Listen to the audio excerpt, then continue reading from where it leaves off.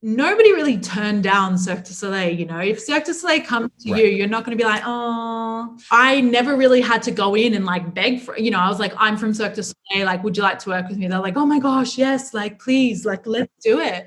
So, and also, before that, I've worked for Lululemon Athletica, and so I've worked for some companies that are quite prestigious, and it doesn't take much convincing for somebody to want to partner with them in whatever way. And so to go from that, I never really had to fight for it, and so now on my own, I'm obviously learning very quickly, almost like a slap in the face, that you're not Cirque du Soleil, that's for sure.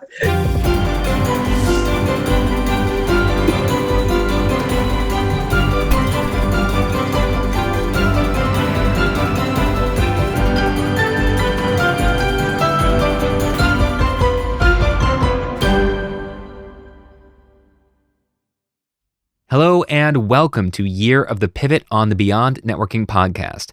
This season, we're learning from individuals and organizations who made monumental shifts in 2020 in order to keep their business alive and continue their mission. I'm your host, Brian Miller, an author, speaker, coach, and consultant on human connection. Today's featured pivoter is Carolene Meili, who spent 10 years traveling the world with Cirque du Soleil as the head of VIP events and concierge, until COVID wiped out the global live event industry and Cirque declared bankruptcy, eliminating 3,500 jobs overnight. When the world went into lockdown, she was stranded at an Airbnb in France with nothing but a backpack and her phone. Suddenly jobless, Carolene immediately got to work building a new career for herself. You're going to love Carolene's pivot story and the unique way her background prepared her for the unthinkable. In particular, pay attention to the way she describes intentional action as the key to her success. Check the show notes for all the ways to connect with Carolene. Head to yearofthepivot.com for the Pivot Power newsletter. Get notified when a new episode drops, the Pivot Pearl of the Week, and gain access to exclusive live streams, masterminds, and Clubhouse get-togethers. And now I bring you Carolene Meili. Wonderful. Are you French originally? Are you from France? My father is French, not me. Yeah. That's wonderful. Were you born in France? I was born in New Zealand. I was raised in Australia, and yeah, my father's French. That it's a big melting pot in the one family. So yeah. So many of my TEDx clients all over the world, the folks I coach, have backgrounds like yours where they say, well, I'm living here, but I'm originally that, but I lived in these 4 different places and I speak 18 languages. And I'm just like, what? I always feel like an idiot American when I get on with anybody who's not from America. I was just about to say, I bet you none of them are American. No, they're never American. No, Americans only speak American, as it were. It's funny because when people ask me where I'm from, the only place that, even though I grew up in Australia and I spent almost 20 years there's no part of me that feels Australian except my accent every now and then. And I feel like I tell people, like, when they say, where are you from? I said, my soul is from the Mediterranean. Like there's no other way to put it. I my father's French, but he was born in Algeria when it was French colony. And then there's the France connection, the North African connection. My grandmother's Spanish. My last name's like apparently Maltese. I'm learning Greek right now because I want to live in Greece. So like it's for me, it's the entire region that I feel deeply connected to, as opposed to one country. So yeah. You know, what's so amazing about that is, like I said, like being American and having been very lucky to have traveled the world and been in many, many countries, not nearly as many as I'd like to, painfully only knowing one language. I did spend 8 years learning Spanish, but I stopped it at 19 or 20, and I haven't spoken since. And I was in Spain a couple years ago, and I was like, I'm going to brush up on my Spanish before I go to Spain so I can actually not be the idiot American and really try to. What's so funny about English is that it's just everywhere now, and so I'm trying to be respectful of the language and speak Spanish, and everyone in Spain's like, just English is fine. What do you need? We don't understand anything. You're wasting our time. It's so true. Sometimes English is I don't know if it's the easiest language, but it's got to be in the top 3 to learn. And so I'm always like, damn, I do speak a couple languages, but I'm like, I wish English was not my original language because it's so easy to learn it, whereas we're coming from, Americans, Australians as well, a lot of it coming from the other way where they have to learn these whole new concepts about masculine, feminine, neutral, all the verb endings, like stuff that does not exist in English, but exist in most languages, around the world. Yeah. So, yeah. Well, I have a philosophy background. And so when when you study philosophy and we had to work with the English translations of most of the philosophy from around the world over the years. And my professors were always reminding us, if you feel like this stuff you're reading from these famous philosophers is really ambiguous, it's because it's been translated into English. Yeah. It wasn't ambiguous in German. There's no ambiguity in German, It's true. And even, when I read the same text in French and I read it in English, I'm like, wow, it sounds so much better in French. Not the French words, but the way that you create the images and the sentences. I'm like, wow, that is so cool how they created that sentence and so like average in English. So before I ask you any formal questions, why don't I just start with this? What are you working on today, this week? What are you doing? Yeah, this week for me I've called it like my outreach week, I'm assuming we'll get into it, but, I have been an employee for my, let's say 20 years of working.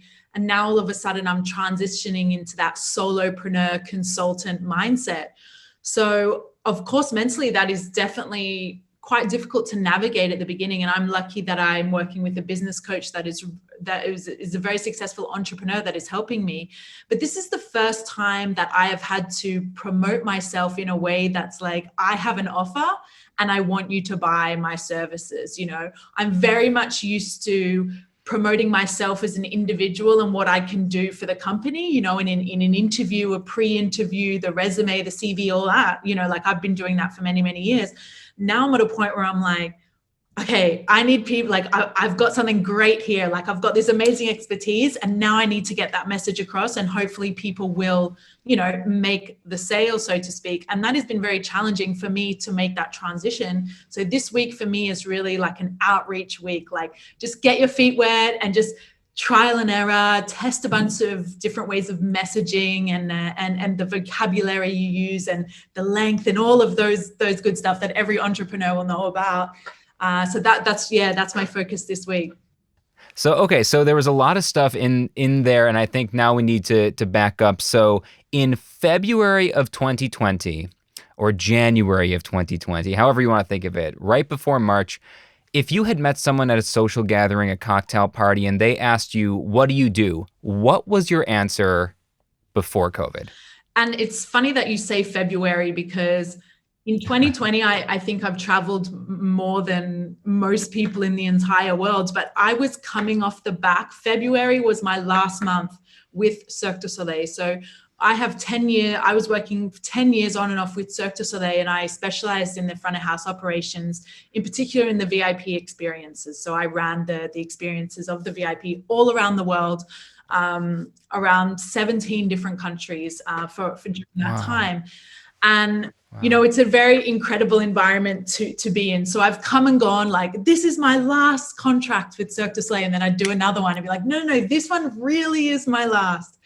And the turn of the year, I was doing one final short contract and I was like, okay, Carolene, like this is your opportunity to now go and do something else. This is no longer serving you in any way in terms of growth and development. You really have to get out of this. Otherwise you're going to be stuck in this forever. And so February, we were actually in Sevilla in Spain, and we had torn down the infrastructure of the Cirque du Soleil tent because we were moving to Lyon in France. So that transition was already planned, that transfer. And as we were tearing this down, there was a very big sense of we may not be setting this tent up again. Like we didn't know it would be years potentially. For us, it was very short term. And so for me, I was already kind of on the way out, so to speak, and mentally I was already in the next stage. And if you had asked me in February what I was doing, I mean, in reality, that's what I was doing. But my goal at that point was really like, I think my next stage is to really get into the Mediterranean summer season, run luxury villas, something around that. That was going to be my next move. And I mean, of course, in hindsight, that travel, events, and entertainment are the three biggest industries. If you intertwine hospitality with that, the biggest industries that got completely decimated by COVID. So it's funny thinking back on what my goals were in February to now to see where the world is right now. That's so interesting. So you were actually on the cusp of making a pivot, and you ended up making a pivot, but just not the one you expected to be making. You ended up having to make a pivot that was not what you were planning on doing, essentially. You got forced into something else, but you were already in the change mindset, though. So was that helpful that you were already in the change mindset? Yes, of course. And Cirque du Soleil, when you work at Cirque du Soleil, it's a family. You don't just go to work and then go home. Like, we were on tour, so that was our whole lives, and for people to actually lose that, people that were really into it and that was they loved it and they planned on working on tour for many years to come. It was incredibly, incredibly difficult. I know a lot of my friends were just devastated, and a lot of them didn't have anywhere to go. We're all nomads, and we have our home technically somewhere, but for me, I was not in that mindset. I was already, like you mentioned, already in the next phase mentally. And so COVID, as much as, the industry that I'm in, it really is not the best time to create something in that industry. It was the push that I needed to go, okay, I don't actually have a choice in like, oh, why don't you take another contract? It's just for 3 more months, which is what I was doing because I didn't have the next thing lined up yet. So I kept taking these short contracts. But obviously, come COVID, I didn't have that opportunity. I didn't have that option, sorry. Right. So now I'm at a place where I'm like, I got to make this work. Like, okay, now I'm in the next phase. It's what I've been talking about for a year. And now I don't have a choice. Like, there's no turning back. I have to move forward with my ambition, So what was the first move you made then? I imagine, maybe describe the feeling you had. It was, for us in the States, it was like March 12th to March 14th. And this was different around the world, but I'll never forget that 36-hour period in my entire life, right? Because I'm a live event professional, 16 years. I was a magician for 10 years. Then I became a speaker. I was booked halfway into 2021. I was all over the world. And we had a baby on the way, which, of course, now we have a baby. We have a 6-week-old, which is not crying in the background. Good news.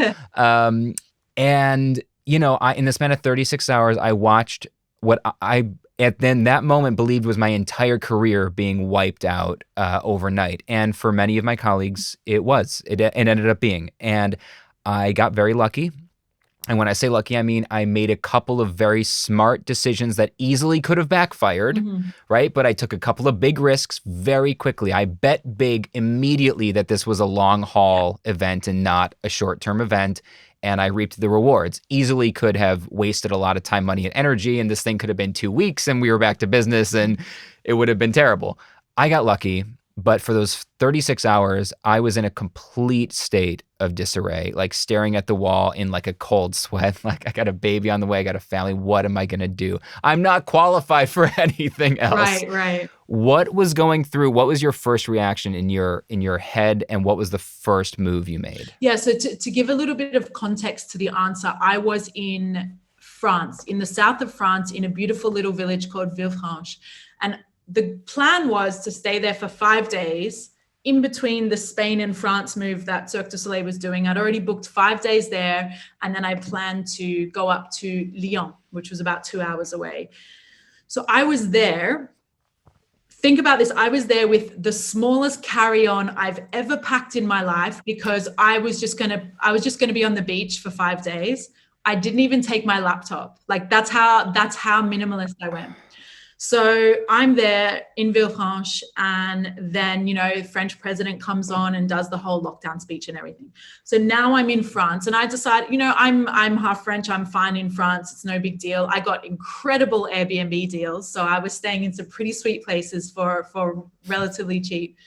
But I did not have a laptop. Like, can you imagine in 2020, trying to build something without a laptop? I kid you not. I had pen and I had paper, and I redesigned my website on the floor of my Airbnb with pen and paper, because that was my first move. I was like, shit, okay, here we go. I need to now market myself for God knows what. I have no idea what's going to happen in the next, for France, it was an initial, I think from what I remember, it was initial 2 weeks.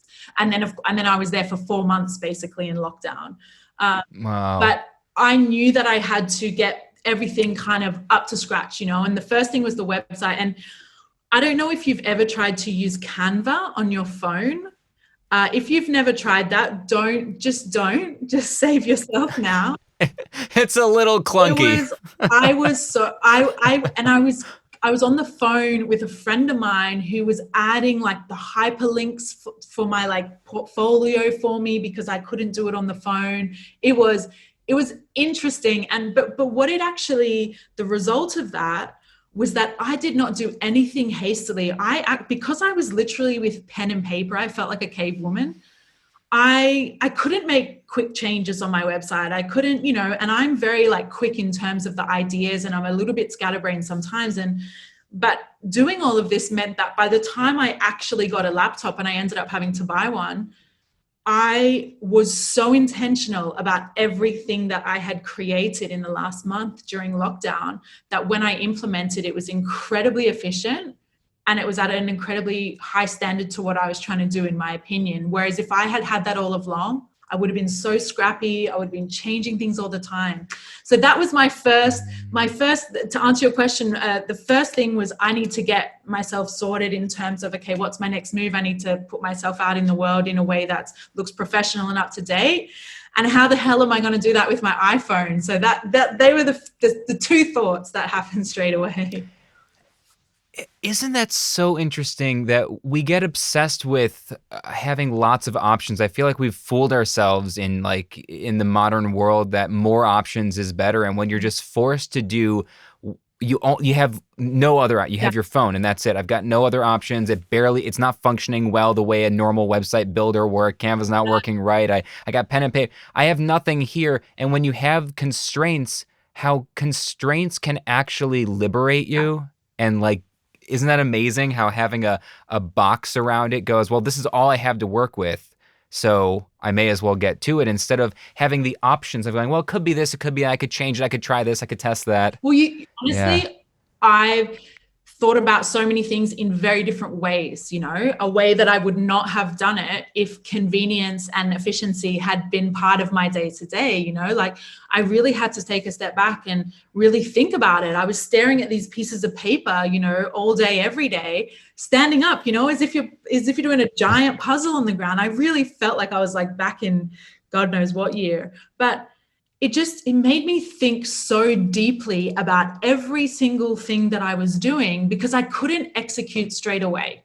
That was the biggest thing. Right. And it was an incredible lesson for me, honestly. I feel like I'm very creative. And so I get a lot of ideas and I try to implement really quickly. And that period really taught me that if I'm able to slow down and actually chew on an idea for a longer period of time, the output of that, the result of that is I'm a lot more intentional, like I mentioned before, and I'm actually able to create something that's probably 1,000 times better than what I was going to do if I had to do it super quick, Oh, that's great. I love this. So what is the result of all that work? Where did that go? Did you find your first client? Where did the first client come from? And where are you now? Yeah, so at the beginning, it was actually a really great kind of synchronicity in terms of a series of events that happened. I found an incredible summit, I think through LinkedIn. I listened to a bunch of incredibly inspiring people, and the offer at the end of this summit was to do this 21-day challenge with this business coach guy. And it was incredibly transformational in the sense that I really was able to dig deep and, okay, what is my skill set? What would I love to do? How am I going to brand it? All the typical things that you would go through when you wanted to start something. Then I was able to hire him at the end as a coach, and we did like a 2-month kind of business intensive. And I truly believe that if I had not gone through those series of events with him in particular, I would definitely not be at the place that I am now. But also, I never, ever would have hired him had I not been in lockdown, in COVID, completely changing, like it just is not something that I would have done. I would have still been in this dream state of, oh yeah, potentially I want to do this and maybe I'll do this. So again, it really pushed me to actually go, okay, like put your money where your mouth is. Basically, it's up to you now. So that was this long process of, now I'm at the point where I call myself a guest experience consultant. Basically, I help transform experiences, in particular live experiences. So I'm talking in my expertise, entertainment, events, travel, that kind of industry, and looking at things like employee engagement, the journey of the guest, and really what are the small things that you can do within the experience that you offer your guests to just make them incredibly impactful. And so now I'm at the point where I've got a couple clients, I'm feeling some momentum, I'm doing some podcasts, that kind of thing. So I'm at a point now where I'm like, okay, I know what I'm good at. I know what I want to do. I know what my offer is. Now let's get out into the world and make it happen. So that's where I'm at, beginning of November. Yeah. Okay. So right now, as we're talking, you're kind of like everything's starting to fire, and are you pursuing? Where are you pursuing finding these clients? Are you going through your existing network? Are you doing cold outreach? Are you working through the Cirque du Soleil family, which I imagine over the years has built out and outward from somewhere? Yeah, and this is this is my biggest challenge in all of this is outreach. And, we spoke about it before, and going from that employee mindset to that solopreneur mindset, where now you have to pitch yourself, and not only yourself, you have to pitch what you're offering. And it's been incredibly challenging for me. And so to answer your question, I'm trying many different things. I'm on Instagram trying to find my clients there. I'm connecting with people on LinkedIn. I'm doing some email outreach. And I'm currently in Montenegro, in the Mediterranean. And there's a couple of opportunities I have here in terms of meeting people face to face. So I'm just trying to do a mix of basically all the things that people tell me I should be doing and people that say that give the best results in terms of outreach. And then just trying to find where the patterns are, where is the success that I'm having, and how can I really continue to build on that. So it's a bit of a trial and error at the moment. Oh, and it will be. It will continue. So take it from someone who's spent 16 years doing this. It will continue. I feel like there was at one point when I was struggling many years ago, and my coach, where things had been going well for a few years, and then they stopped going as well, and I wasn't sure what to do. And I was talking to my coach about that, and I was just going, when do I get to a point where like it's just consistent, where I can just consistently rely on my business? And he said, the big secret is you're never going to get to that point. Nobody ever gets that. The people at the top of the field making the most money, they don't know where the next gig's coming from. That's not how this stuff works. If you want that, go get a job. Go get your 9 to 5, go get your paycheck, right? But if you want to do this, there's systems. You can count on if you get really good at saying the right things and pitching from the stage and outreach and blah, blah, blah. You can count on it a little bit more.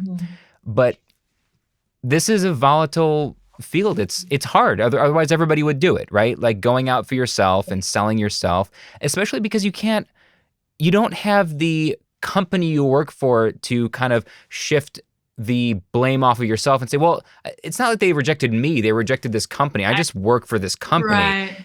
It's you. You were rejected, right? And which isn't really true. They rejected your offer in that moment with the way their business is and whatever mood they were in, right? There's all these other things, but it feels really personal, right? It's true. And to, take Cirque du Soleil for an example, running VIPs, I was constantly creating new events, looking for new suppliers, looking for new partners for different events. nobody really turned down Cirque du Soleil. You know, if Cirque du Soleil comes to you, you're not going to be like, oh, one company did. And I was like, are you crazy? Like, what? It was a nursery, like a plant nursery. And I just wanted to rent plants for 2 months to put on my terrace and I was going to give them some tickets in exchange. And they were like, oh, we're not really interested. And I'm like, I didn't say it, but in my head, I'm like, you guys are crazy. And I hope everyone around you tell you that was a really terrible decision. But I never really had to go in and like beg for, you know, I was like, I'm from Cirque du Soleil. Like, would you like to work with me? They're like, oh my gosh, yes. Like, please, like, let's do it. So, and also, you know, before that, I've worked for Lululemon Athletica. And so I've worked for some companies that are quite prestigious. And, you know, it doesn't take much convincing for somebody to want to partner with them in whatever way. And so to go from that, I never really had to fight for it, you know? And so now on my own, I'm obviously learning very quickly, almost like a slap in the face that you're not Cirque du Soleil, that's for sure. You know? Right. You know, it's so funny, especially because it's so, you know, we only have our own experiences, right? And so it's so easy to be like, well, how would this person not want to work with me? Look at my resume. Like, look at all the things I've done. But you realize that once you get to this level, because you're in this level where people operate, everyone's got that kind of stuff on their resume at this level. Every person you talk to, you know, because listen, I got a TEDx talk with 3 million views. At one point, it was one of the most popular TED Talks of all time. But I'm talking to somebody the other day, and theirs has 5 million views. And I'm like, well, I don't even have that anymore, you know? Yeah. That was my thing. That was like my claim to fame. Yeah, exactly. Like, how can you promote yourself in a way? I know, for example, my experience with Cirque du Soleil, not a lot of people know the inner workings of what putting on a show is. And when I've played around so many years, like with how do I tell people what I do there? And even my parents were like, can you just give us like a couple sentences? Like, oh, we don't know how to explain what you do there, which is fine. You know, it's not a bad thing at all, but it's like, how can we put this into terminology that is going to you're going to be able to relate to, but B, you're going to sound pretty impressive at the same time. And it can be hard when you work in an industry where there's lots of jargon, you know, there's lots of really unique ways of saying things and ways of working. And now all of a sudden you have to promote yourself in a way that you have to connect with people in a different way than you probably would have said it in the past. So I think that's been an interesting journey for me to go down. And, you know, what did you do at Cirque du Soleil? I've really been able to say it in a way that's like, I guess, mainstream, so that people don't go, I don't get it. Okay, cool. See ya. Like, next, you know? Yeah, that is an incredibly difficult, if not the most critical thing I feel like most freelancers get wrong, actually, is just when someone says, what do you do? Most people have a really bad answer to what do you do. They flounder around, they talk for 5 minutes, they whatever, and it's really hard to have that level of clarity. And once you have it, it's amazing the doors that open once you can say in one sentence, here's what I do and how it would help you. Yeah. Right. That's like which it sounds like you're the golden phrase. Yeah, the golden phrase. Yeah, exactly. It's a great way of thinking about it. So as we kind of wrap up here, what characteristics or personality traits of yours would you say were critical to your survival this year, if not your success? From a practical level, I have been a full-time traveler for over 10 years. So I'm very, very used to being in new environments, new cultures, new languages, new people around me. And coming into lockdown, like to finish that lockdown story. So I was in Spain, then I was in France, and I moved around to 4 different Airbnbs, all on the French Riviera that I kind of moved along. Then my end goal was Montenegro, and my sister is actually based here for work. And that's why I'm here, because she's like, hey, just come and stay here for 2020 while coronavirus is going on. But to get to Montenegro, I had to kind of come in through Greece. So I actually spent some time in Greece and then made it through to Montenegro. You know, when you're a full-time traveler, you kind of just work out the little ins and outs of how to get around. I mean, I'm European, so from a passport point of view, I could kind of go wherever, and it was quite open at the beginning. But that way of living is how I live anyway. So, come coronavirus, come lockdown, I'm a very solo individual. I'm a bit hermit-like. So lockdown for me is kind of like an everyday, it's just that I'm not spending money like I was before.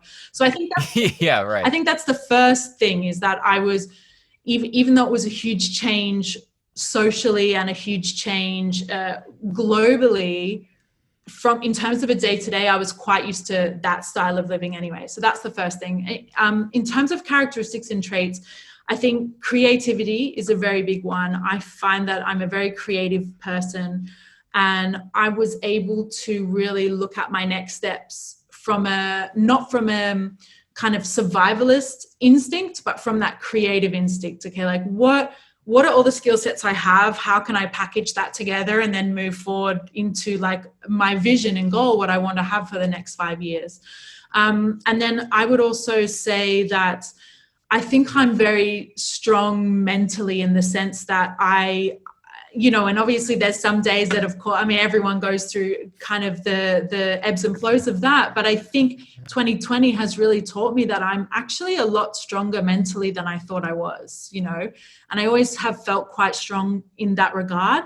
But 2020 really showed me, I had many conversations with friends around me, and I just realized, like, wow, I'm in such a privileged position where this is actually pushing me forward and motivating me and exciting me, whereas that is not the case for a lot of people around me.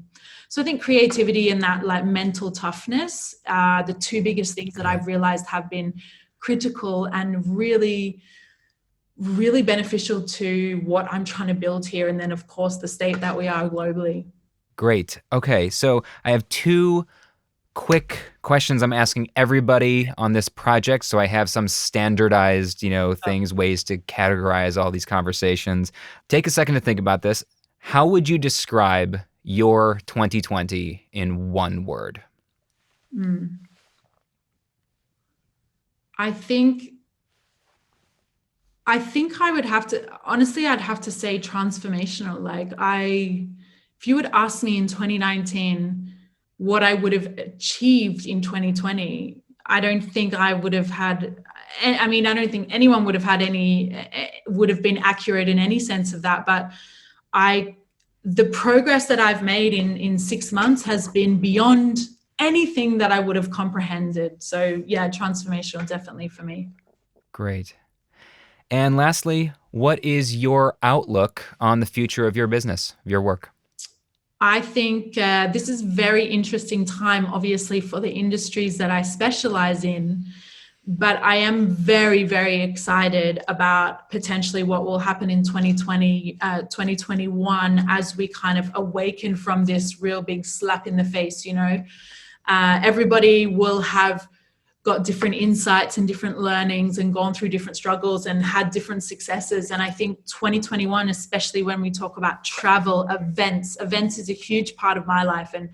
And that, I think, is an industry that is just going to go absolutely nuts, as people not only want to get out of their house and out of their city and out of their country, but also be looking for something that connects them to something deeper than their day-to-day. And, if you can create a good event, which is why I'm trying to help people improve events, because I think there's so much potential there. If you're able to create something that is going to be very transformational for people in whatever way that may be with your expertise, I think there's just so much growth and there is so much impact that can really come out of that. So I'm very excited about 2021 to see really how everything changes and adapts. We all have predictions about how travel is going to change in 2021, what's going to happen with events and, entertainment, and companies like Cirque du Soleil, who have literally let go 99% of their employees and don't have any shows running right now. And the company, it basically got flattened. And so just to see what other learnings that are coming out. So yeah, my prediction, my vision, I feel very excited, and I feel very thankful that I've gone through what I've gone through in these 6 months. It's really given me an opportunity to just build something that I truly believe in and that I think is great in terms of a service and an offer. And now to implement that on particular industries that I believe are going to experience a lot of growth and a lot of transformation within themselves in the next 1 to 5 years. I'm thrilled to hear that. And Carolene, I said that right? Yes. Carolene, where should people find you? Should they want to connect with you? Website, LinkedIn, where should they go? Yeah, so I mainly hang out on Instagram. It's _ Caro, my name, so CAROMELI. If it's from a service point of view and you'd like to find out a little bit more about me and what I'm doing, that is my website, and that is www.caromeli.com. They're the main two places I update and I hang out. And on Instagram, I share a lot of kind of tips for people that want to start creating incredible experiences. A lot of tips through there. So I love connecting people with that. So yeah. Great. We'll make sure that's all in the show notes on the podcast, on YouTube, on the blog, wherever all the various places, I don't know, some virtual reality in the future, wherever all the things are at the point where this comes out in a few months. So I'm really excited for you, and I hope you continue to stay in touch with me. I'd love to. I actually love in a few months or 6 months or whatever to do a little mini follow-up at some point to see where this is all going. This is great, and let's stay connected, and I'm sure I'll see you around the LinkedIn and Instagram and all the places. Absolutely. Thank you so much. This has been an amazing chat. Thank you.